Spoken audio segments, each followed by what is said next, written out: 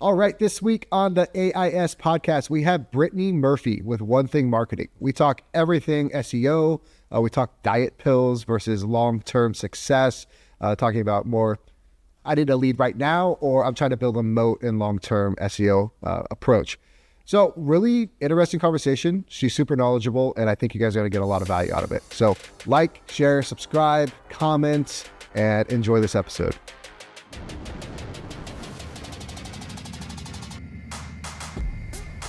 Perfect. Well, thanks for having me. I am the marketing director at One Thing Marketing, and we mainly specialize in helping contractors get their marketing where it needs to be. A quick background on me, kind of how I got here, is my dad's actually a retired pipe fitter of 30 years.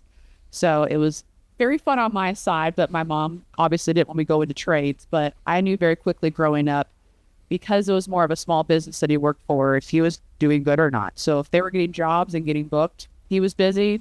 We were doing really well as a family, eating well. When times were not doing well, if sprinklers did not need to be readjusted in existing buildings, or there was no new construction jobs going on, we really felt that as a family and how we were eating in in relation to how he was doing. So I've always kind of been a creative person, and it really kind of blended the two beauties. About 10 years ago, I started with One Thing Marketing, and we've transitioned over to being mainly focused on contractors because I understand what it feels like coming from a family with a background in trades. And the knowledge and joy I get out of marketing, my joke is I don't expect a plumber to do amazing SEO, nor do I expect them to know anything about it. Just like I hope my plumber does not get mad at me when I watched a YouTube video and it wasn't the right thing to do and I just made a bigger mess for them to have to come and clean up. It's kind of a joy between the two worlds. The joke I always give is I was raised somewhat by my father, so I can cuss like a sailor at times. I'll try not to let all that slip out here. But that's kind of what we just kind of had a passion about. We understand what they need. And we know these guys are way too busy to have to focus on their marketing the whole time and know every single thing about it. So we really just kind of want to be that resource that they can trust, bounce ideas off of, and then at the end, we get this shit done for them. Yeah, I love it.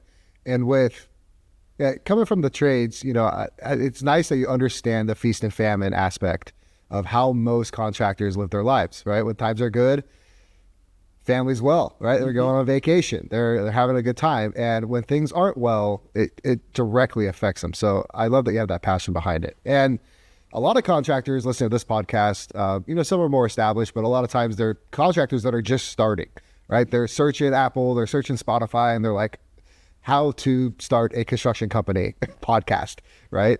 So for that contractor, for that person just starting out, where do they even begin with marketing? Is it a priority when they're first getting started? And if so, how's that approach look? Are they just looking to get leads in the door or establishing a brand? Like where do they start? Yeah, great questions. And I'm sure everyone listening says, oh, how new and riveting a marketer to say you need to do marketing for your business. Right. So kind of my aspects with this is, unless you already have such a huge lead base and a referral networking group that is just feeding you hand over fist leads, maybe that does need to take a back seat. However, you and I, Ryan, we like to look 5-10 years forward into the future. What's this business? What do we want to turn into? Yeah. So if you are thinking long-term, then you want to think strategically what things we can do to help us the best. And they say the best time to plant a tree is 10 years ago. And that's kind of the same said with marketing. So if we want to prioritize things, the biggest things I tell any contractor, hey, let's say we have $100 to our name to put to marketing. Here's what I would do if I were you, knowing what I've known for the past decade, is get that freaking website. I know it sucks. It is not fun to do. It's not something you're technically savvy enough to do, but there's AI builders out there now that I've heard can build a pretty savvy website for you just to get something up. Because the idea of the website, if you're not sold on it yet, is it is your cheapest 24-hour salesperson you will ever have. They don't sleep at 2 a.m. when, the husband of the wife and team is pissed that they hate their kitchen. They hate their bathrooms. They hate everything. They're in a fight. They're not sleeping because, the husband hasn't taken care of it.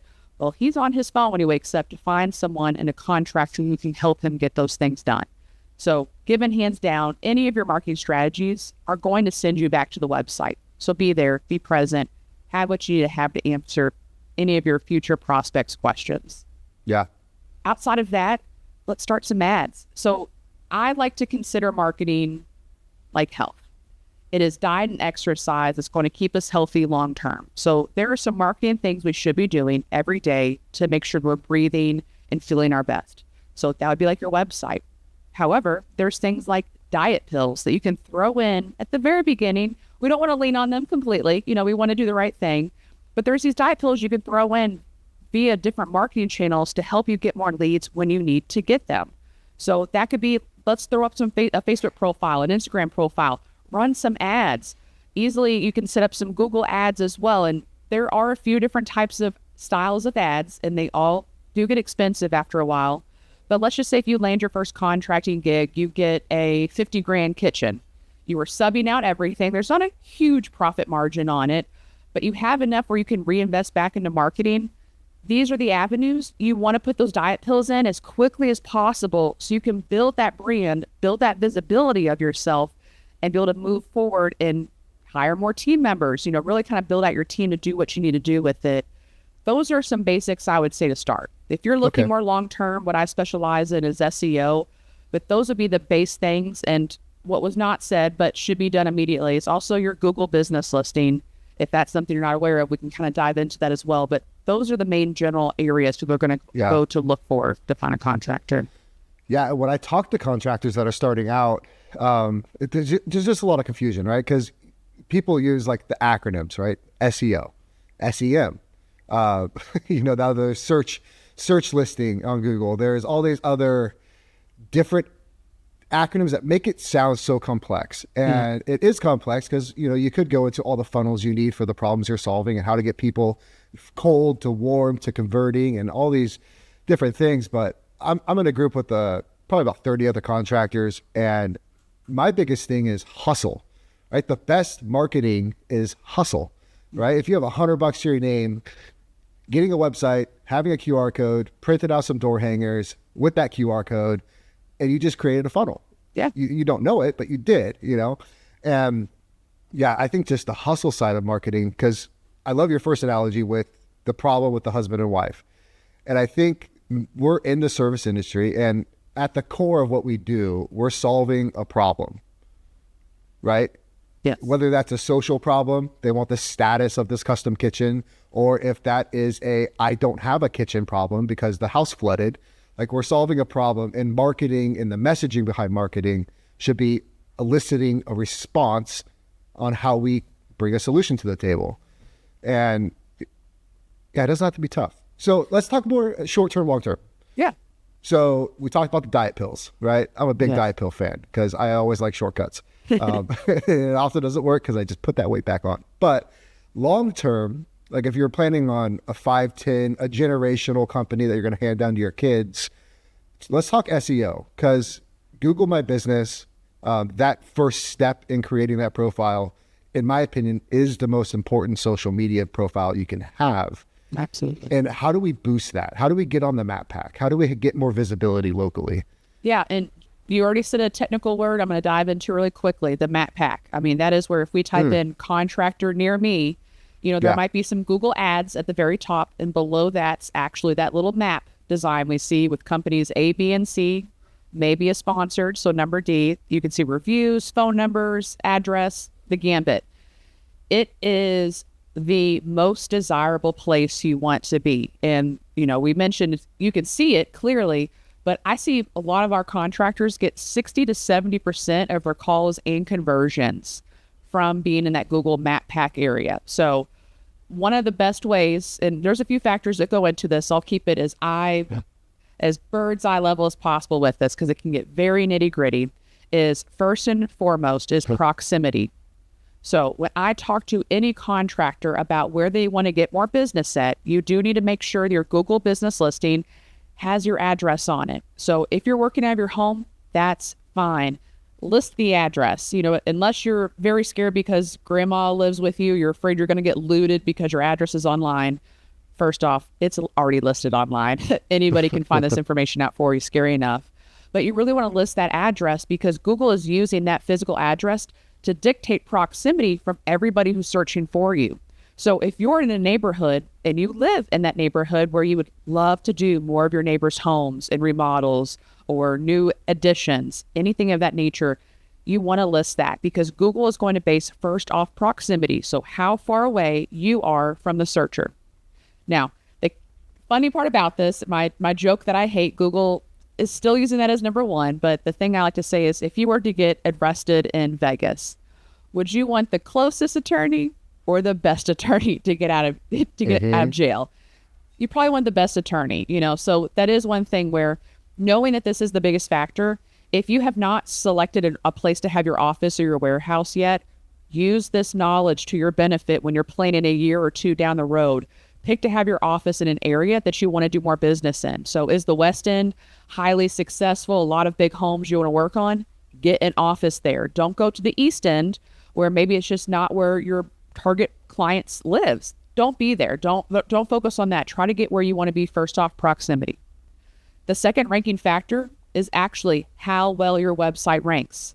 So that is a reason why I said the first and foremost thing you want to do is have a place that's your 24-hour salesperson that people can come to check everything out about you.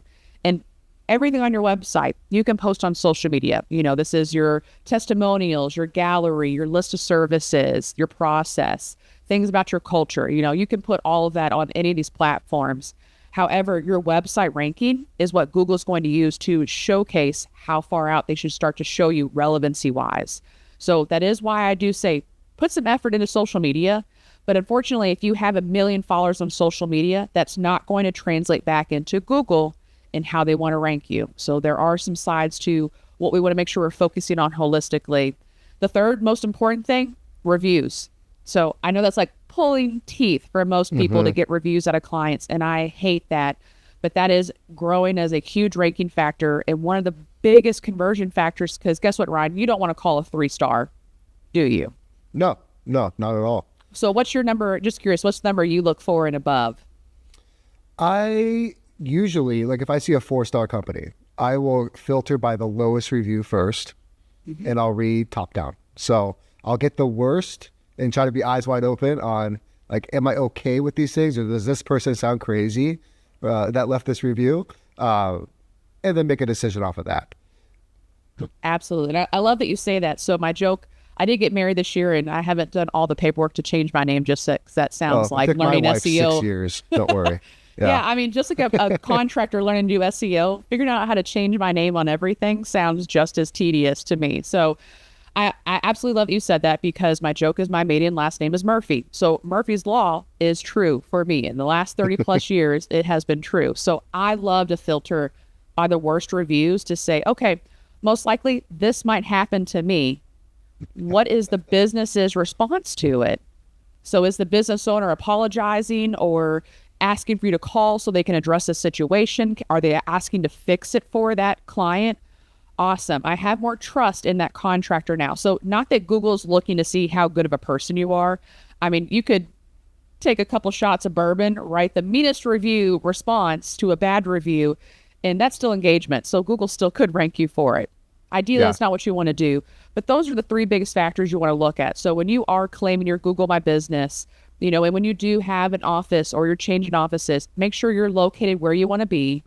Add in content that answers relevant questions on your website where you list every single thing that you do, every single service, and make sure after you complete that service for your clients, you are asking for reviews and you are responding to those reviews. Those will be the top 3 things you can kind of do to make sure you rank in that map pack, which is the golden area that we all want to be in because it's one of the most trusted areas and why it gets the highest conversion on any of the results of Google. Yeah. And I would say 3 pieces of tech that might help that contractor once you can support the overhead to have them. The first one would be Nice Job. Does a great job at getting those reviews. Second would be Podium. And then third would be Guild Quality. And I would say in that order as well, I would say. But all 3 of those do a great job getting reviews. As a contractor, I have found that the most difficult part about getting reviews is the volume that you do.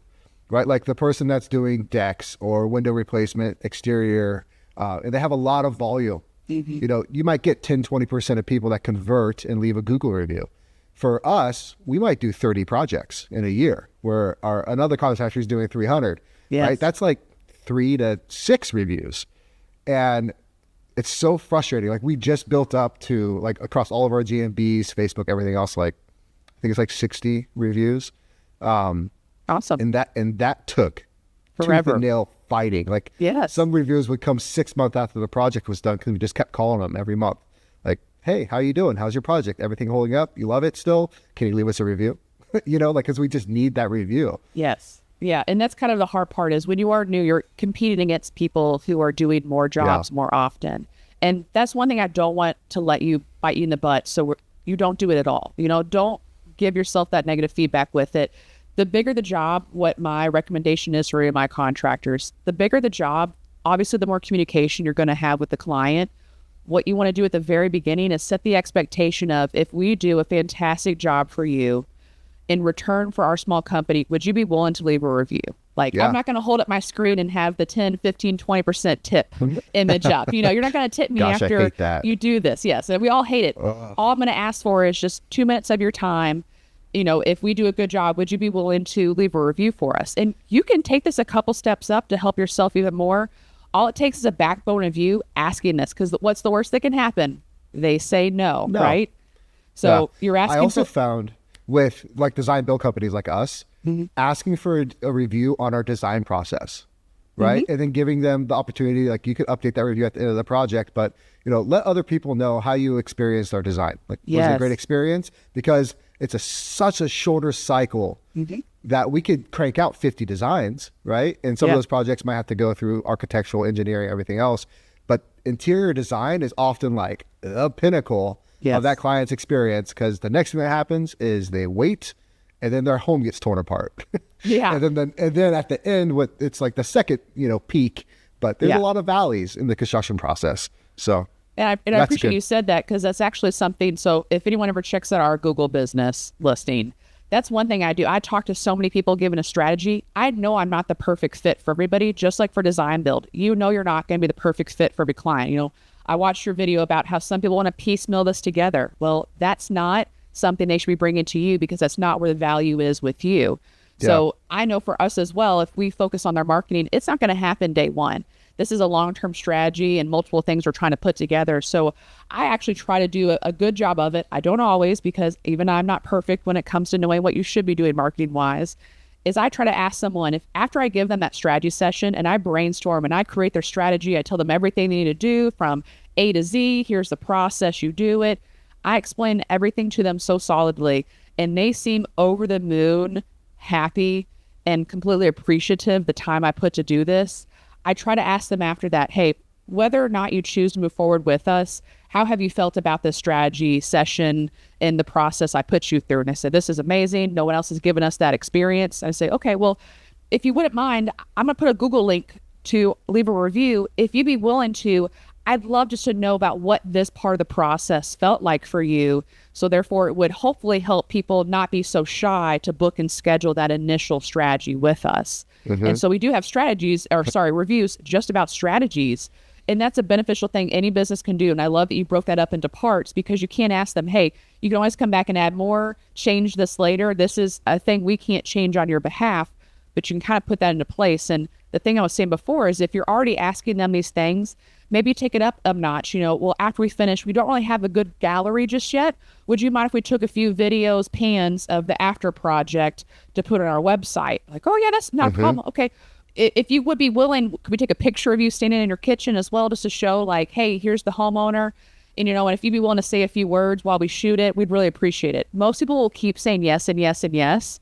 And so by the time you get there, they may say no, they may change their mind, but you already set that expectation that you would be asking. So therefore, you should not be scared that you were finally there where it needs to be.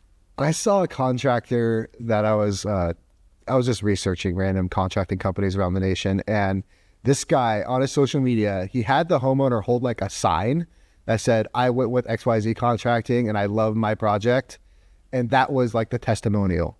And I thought, like, how, like, that's such a low friction way to get a semi kind of testimonial type thing, because visually people can put it together. Like, that's a happy homeowner. Yes. They're holding this sign saying, I went with KHB Construction and I'm stoked about my kitchen. You should do that too, you know, because it's the social authority at the end of the day, right? Absolutely.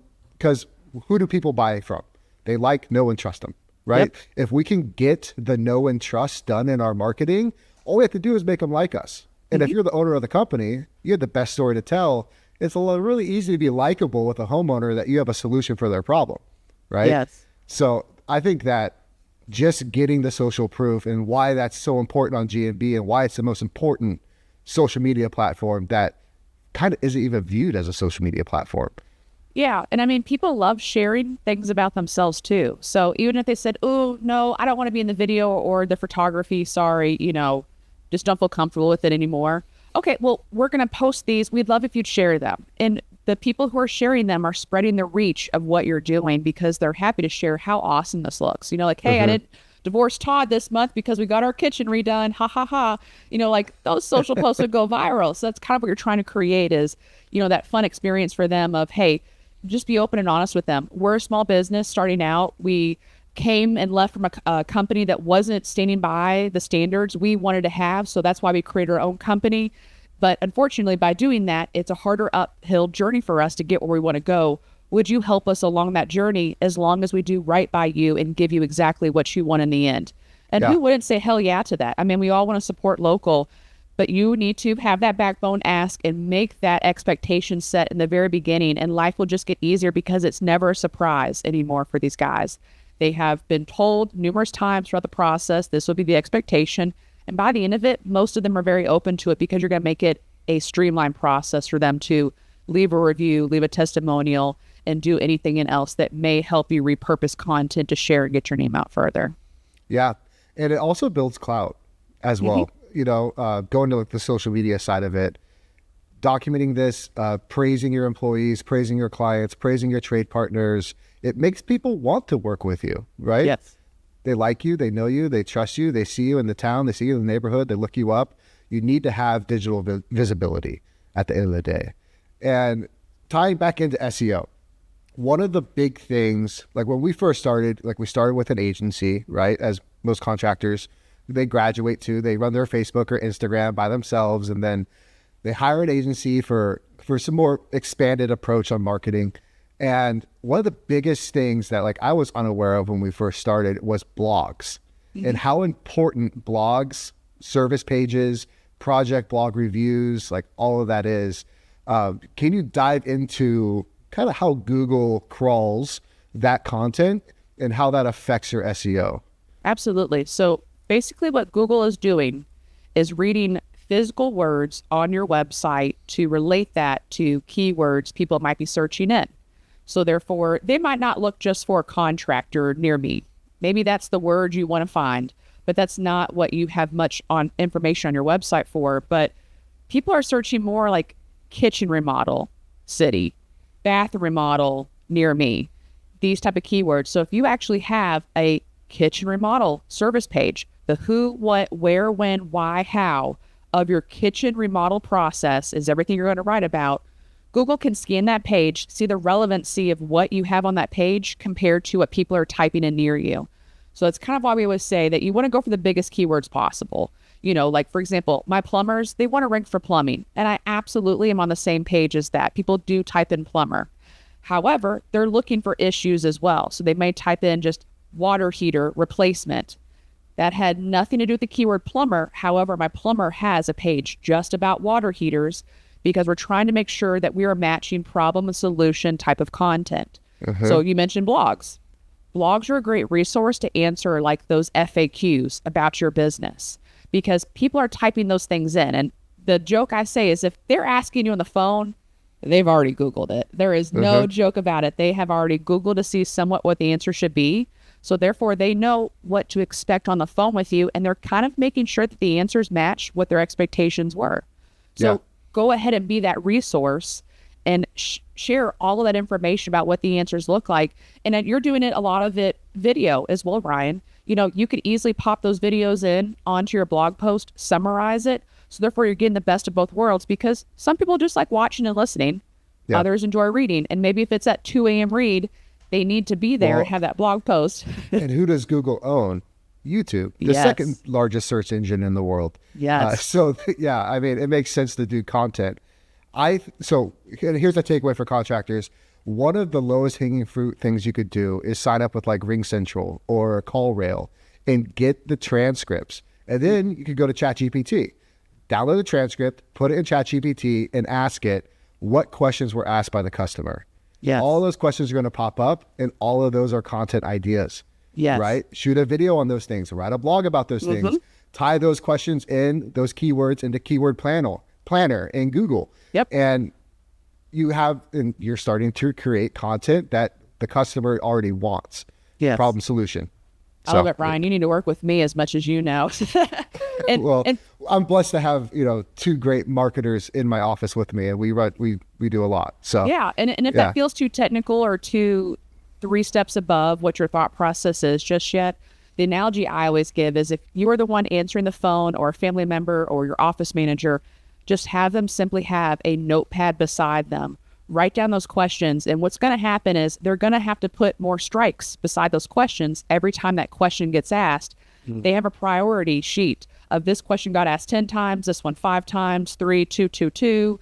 And you know what content to attack first. So you can go old school with it if you want to. I love using AI, using shortcuts to help you create these things. And also the other tips, in a sense, go to all your competitors' websites. What are they blogging about? You can go to Google, type that question in, and there's a people also asked section. If you're afraid to invest in AI, all you have to do is go to Google, look at websites, and then type those questions into Google, see who's ranking for it. And if no one close to you ranks for that keyword, well, then there is a golden goose egg opportunity right there waiting for you. And you can easily find those. To do this on your own. Obviously, if you have a marketing company, they should be doing all of this for you. Yeah. But these are some steps put in place to make sure, hey, we're getting these questions a lot. Why don't we have this on our website? And back to the premise of hiring an agency, everything we're talking about, I don't have time to do myself. Yes. Right? Even if I wanted to, and I have an affinity for marketing, but there's no way. There's not enough time in the day. I'm a contractor, right? I'm building a business. And I think that, a framework that we started with, are you familiar with Marcus Sheridan at all? Yeah. So the They Ask You Answer framework, and just putting solutions in front of people that are searching to fix their problem. Yeah. And that, you just can't go wrong with that. And every single problem, every single client had a specific reason why they went with you. So if you could find that unique selling proposition that's a commonality across all your clients, and then message towards those clients that you loved working with, you're going to start breeding a repeat of that ideal client, that ideal customer every single time. And that's the goal, because we don't want to work with people that don't want to work with us. We don't want to work with people that are headaches, that are trying to do their own demo and their own painting and their own flooring. It's like, that's why we're a company, right? Yeah. So talking to those people the way that they need to be spoken to digitally, it's the best tool you guys have as a contractor. Yeah, and that's why you shouldn't be scared as a contractor at the very beginning to try a lot of different approaches. See which one works for you, because your area might be driving in a different target clientele based on how you're marketing. So I may see someone in Miami gets absolutely nothing from Facebook and Instagram. They said, the people we're getting, it's not the right clientele for us, not a good fit. But all through their Google, they're getting people who are doing research, are homeowners, or within the budgets that they're looking to get. And it might be completely the opposite for someone in Utah. That's the part where you have to play with it. And that's maybe not the joyful part for a contractor, but the joyful part for a marketing company when you eventually part with them. Because if you track what's working, then you can put and invest more money in what's working and not keep splitting hairs between all the different funnels you could be using. Yeah, which we're going to touch on attribution and ROI. But first I want to talk about the diet pills. Right? Like, I'm personally in fat camp over here in California. I'm working out now. I'm running again. I'm trying to get my health back in check. Good. And same thing with contractors, especially with, the doom and gloom on the news and all this stuff, which I don't subscribe to, but there's a recession, right? I think we've been in a recession, truthfully. What are the low-hanging fruit, get a lead in the door type solutions right now? Not in 6 months, 12 months with SEO, building up your social profiles, all of that. What's a quick fix solution to get a lead? Yeah. So if we're basically having to cut out the nurturing side of getting prospects in. So they are already, let's go back to the analogy of the husband in the bed, 2 a.m. He can't sleep because his wife said, I will kill you if we don't fix these bathrooms and kitchens anytime soon. I hate you. I hate this whole house. This needs to be fixed. Well, homeboy Derek is on his phone at night. He's going most likely straight to Google and typing in kitchen remodel. He's typing in these keywords. So if we need to go after diet pills because we know we're not going to rank for kitchen remodel anytime soon. That's a search engine optimization. That's SEO. I'm not there yet. Then we need to focus mainly on Google ads. And that way you can show up, your listing can show up in the Google Map pack. There's an ad for that within Google. There's also local service ads or Google guaranteed ads, which are also getting a lot of good feedback because you can dispute. Google guaranteed's great. Yes, you can dispute bad leads on it. So I would pick something like that. I'm right now currently, I'm not the biggest fan of Google PPC, which is just the regular text ads at the top where you pay for a click. So that's not a call, that's not a conversion, that's not anything. Whereas LSA or like the Google Maps type of ads. Acronym. Explain it. Yes. What's so LSA? LSA is local service ads. So that is where Perfect. you're either going to show up under the Google guaranteed area or you're also doing Google Map ads. So you're going to show up in either of those two areas. Those are getting higher traffic and higher conversion for Google because they're charging more for lead. But this isn't like an Angie's List or Home Advisor bullshit we all hate, where this person's phone number is going across from 5 contractors and it's a race who can call them first. These and are often to leads. the bottom. Yeah. Yes, these are leads that are calling you directly. So the goal is with any of this, you have to answer the phone first and foremost. You cannot purchase any type of marketing and expect it to work if you can't answer the phone appropriately.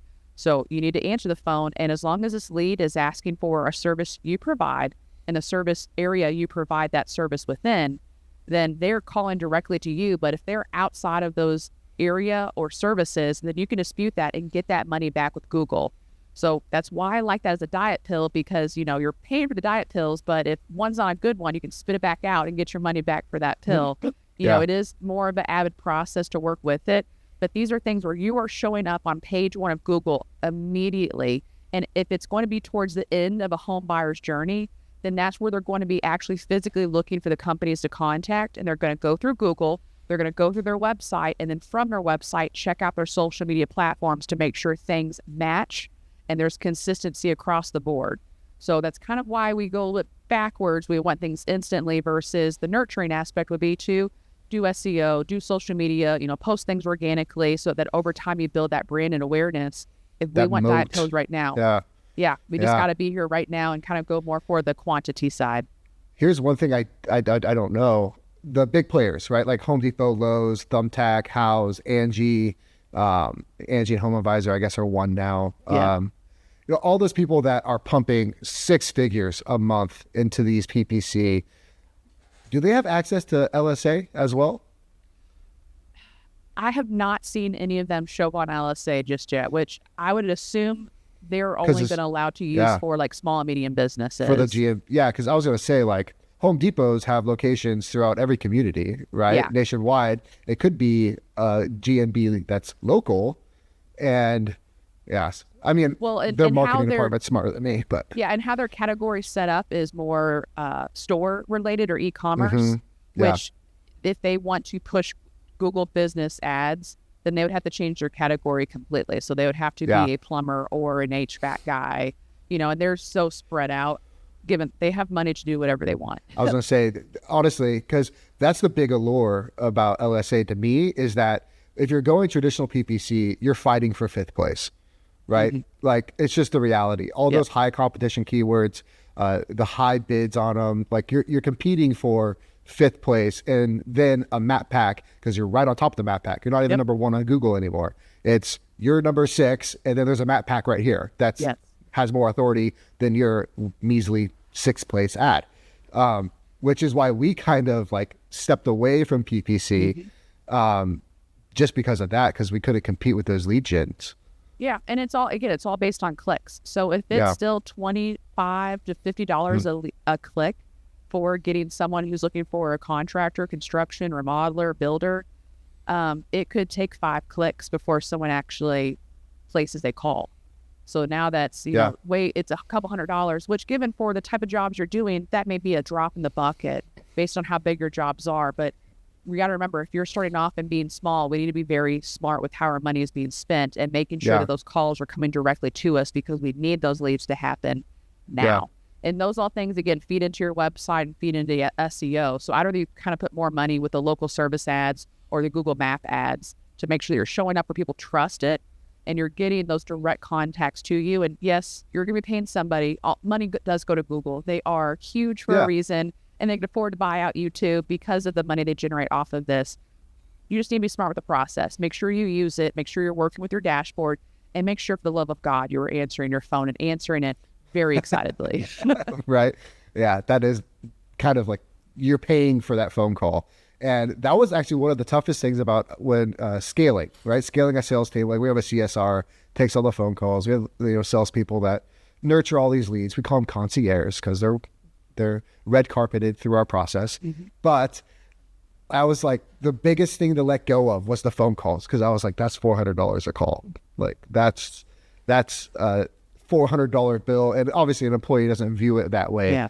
But yeah, if you're not answering your phone, what are you doing?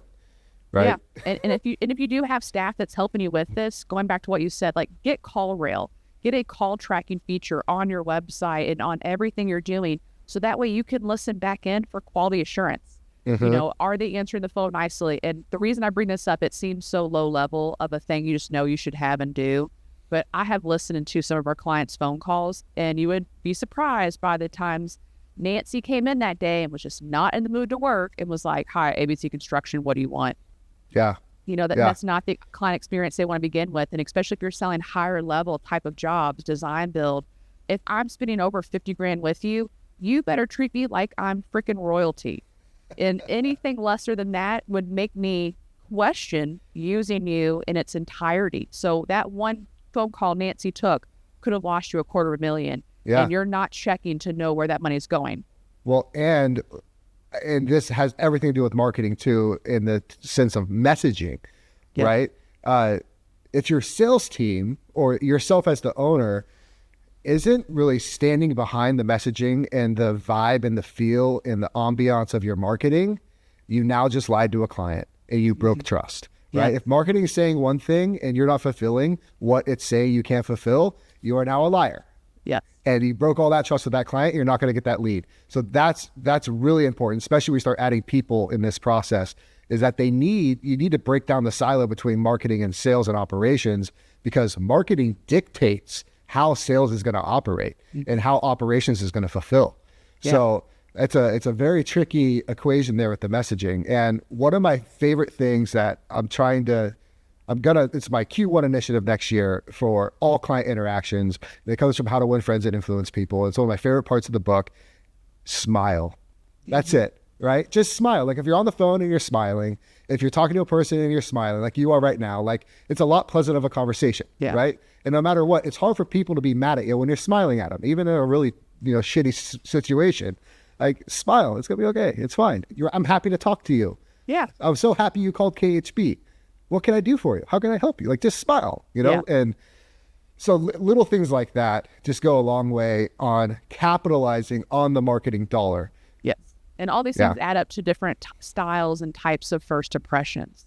So the first impression they got from your website, from your social media, and then from when they called you, that person that answers the phone, all of these things play a role in them choosing who they want to work with. Because the thing I like to say, if it gets difficult at any stage of the buying process, then the homeowner is going to assume that it's going to get more difficult, because I'm already having conflicts here and now, which is the part where they're just trying to get my money. Why would this be difficult for me? And that's kind of where you want to think holistically about your plan. You can spend thousands of dollars on these local service ads on Google, get hundreds of calls, but if you're not doing everything right in the sales process afterwards, it all goes to crap. It's all shit. This is a huge waste of your hard-earned dollars to not use them appropriately. So that's why I would say, just play yourself as a company. Like, try calling. If it's you that answers the phone, it makes it a little difficult, but have a friend or family member walk through the process with you and just give you honest feedback of, hey, you answered the phone great, but it took 2 weeks to get us to come out for you to quote me, and then it was 2 weeks after that to have the next step. And I called another ABC Contracting, and they did all of this within 5 days.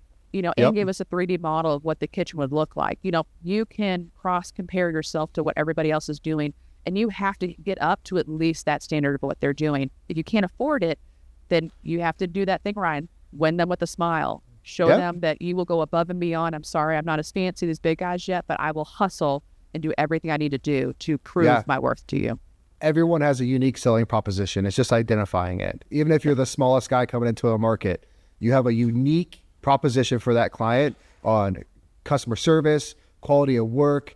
I don't have all these employees to manage, so my overhead isn't that high. I'm going to be more cost effective. You're going to get catered one-on-one service. Whereas with us, like, we have those employees, we have that overhead. I have a different proposition than that person does, right? And we're going to have our own field in the markets. And it's going to split how it splits depending on that person's needs. But yeah, I think that's huge. And I really, like with agencies, it's an extension of your brand. It's an extension of your company. And I really like with like Angie's, right? If you're trusting Angie to bring you leads, you are completely forfeiting your authenticity, your ethics, in my opinion, your brand integrity. Everything about your company is at the mercy of this conglomerate that does not care. All they care about is reselling that click, reselling that click, reselling that click. And it doesn't do you any favors in growing your company. No. It's terrible.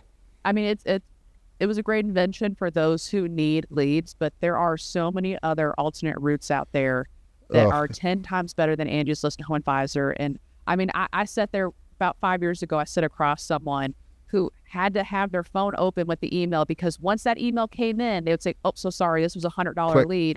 I have to go call them. And they would do that every 20 minutes. And in that 1 hour with them, they had about 4 or 5 phone calls they went on.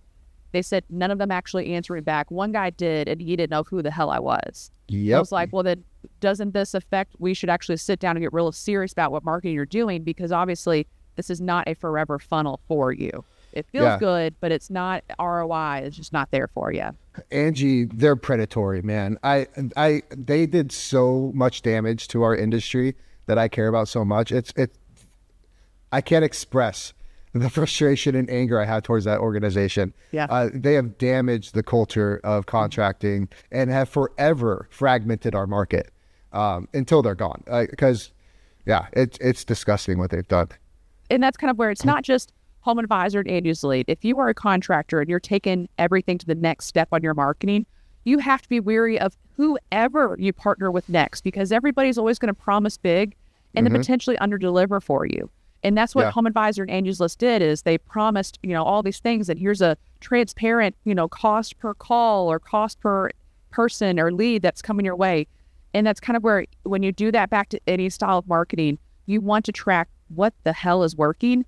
And again, spend more money in that. So, you and I hate Home Advisor and Angie's List.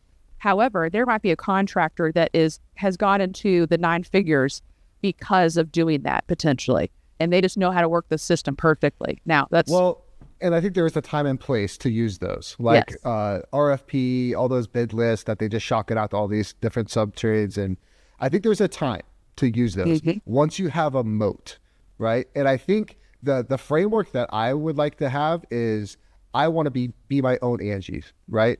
I want every single demand for home improvement in my immediate market running through my marketing funnels. And I want to decide who I disperse those leads to. Because if I can't service it, I got a whole list of subcontractors, handyman, and friends that I could refer that I know that client's taken care of. So I think, like, as a contractor, in that long-term view, building out that moat and that authority organically in your immediate market is invaluable. And become your own Angie's Lead. And then once you're big enough, subscribe to all those bid lists, subscribe to Angie's, Thumbtack, everything else, because you're going to have a team to filter through all that BS, and you're still going to get some ROI on it. But as an owner-operator, you're going to be chasing your tail, and you're going to be burning cash going through Angie's. And I still think you could spend that money ads somewhere else and get a lot better return for it. It just feels a little bit scarier to do because you're not aware of it as much as Home Advisor and Angie's List push themselves down your throat. So just Google it, guys. That's kind of half the answer today. It's just Google the different funnels you can do. And I mean, I would definitely suggest look up Google Guaranteed, look up LSA ads, look up Google Map ads. Those are going to most likely get you a bigger bang for your buck, and you can set those up yourself There are a million YouTube guides out there. There's also a million marketers like us who can take this off your hands completely. But I guess the thing I like to do is like, the power is in your hands. You can do all of this. I did not go to Harvard University to figure out how to set up an LSA ad.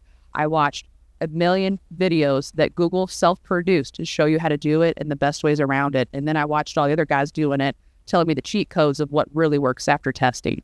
So you can do the exact same thing yourself. The reason you hire a marketing company is we can take that off your load because we're spending 40 hours a day to research, to figure out the best ways, to test the best ways, while you focus on building and treating your clients with the highest quality possible. So that way you can get repeat clients while we focus on new clients. So I guess the thing is don't keep yourself stuck in such a corner such as that. There are a million marketing methods. And what we talked about earlier is if you actually do call tracking or any type of lead tracking on everywhere you're spending money, you will know very quickly what's working and what's not working to repivot money into the right area and the right funnel. That's another value of like Brittany brings with One Thing Marketing is the attribution. They can show you the ROI. Because the biggest thing and the biggest smoke and mirror in marketing is attribution. Like last click attribution, where this person came from to then come to my website, or call conversion or whatever it may be, is pretty good.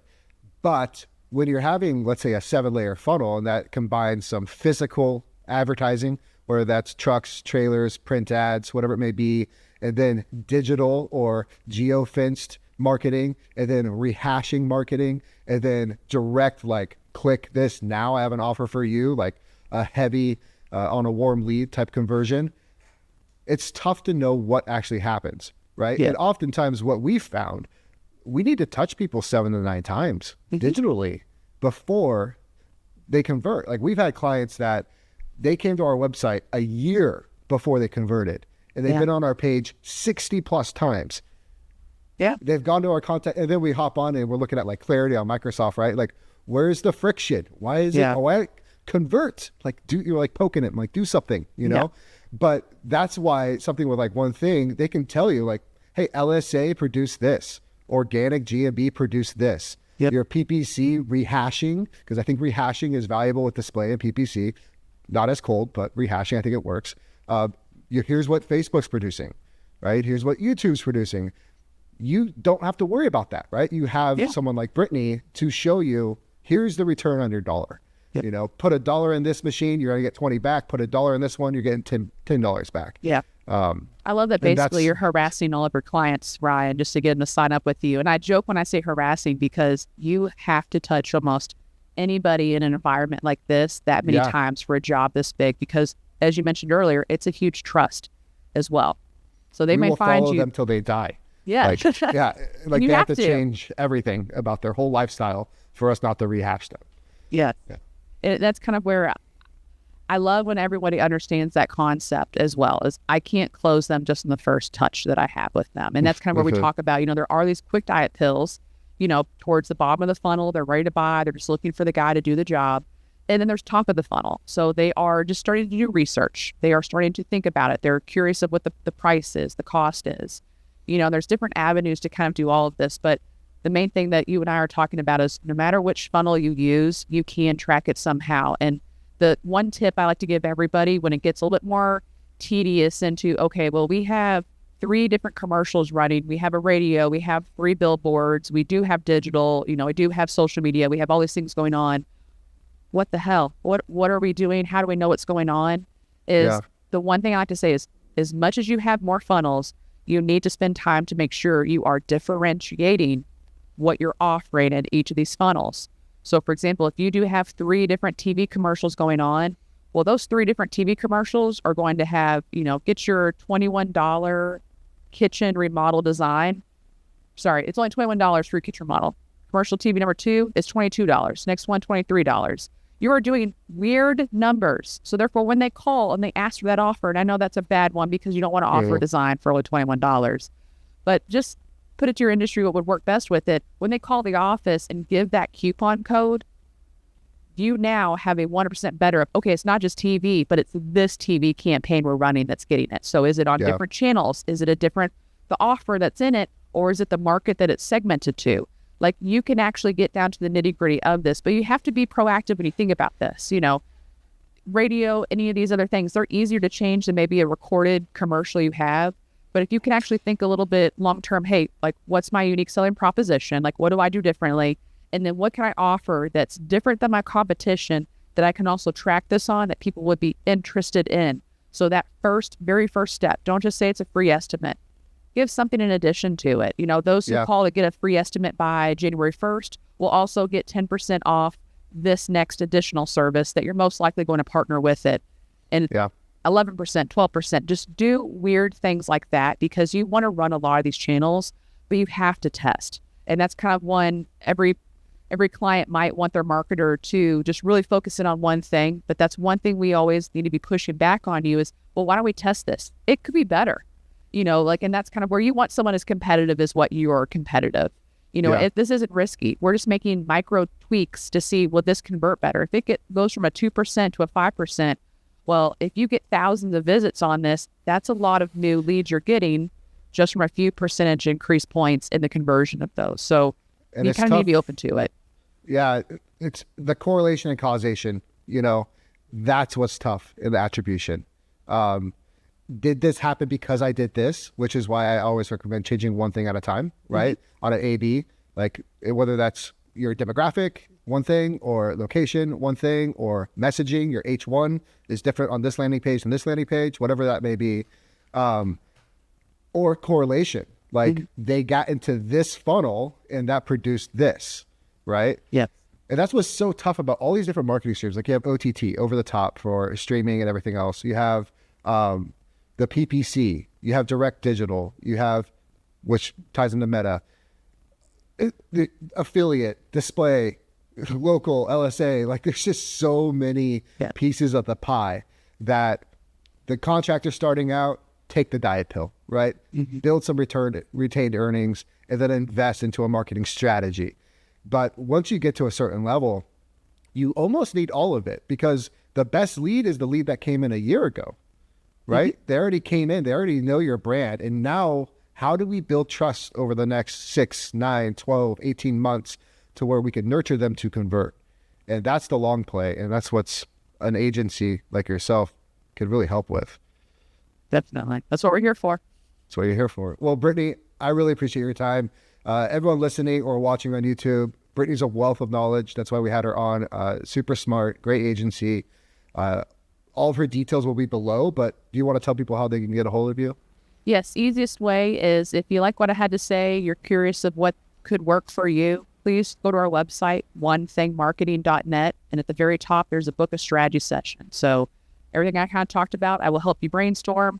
If you are wanting to wait, you're just kind of curious, we actually do a free ebook on our homepage as well. So to scroll down a little bit further on onethingmarketing.net, and there are the 9 top tips and strategies for local trade businesses, what you need to be doing when it comes to the digital side of your marketing. So we touched on ads, Google business, reviews in this podcast today. That ebook will go a little bit more in depth on it. So you can kind of make sure you can put some of these things in practice if you're a solopreneur right now.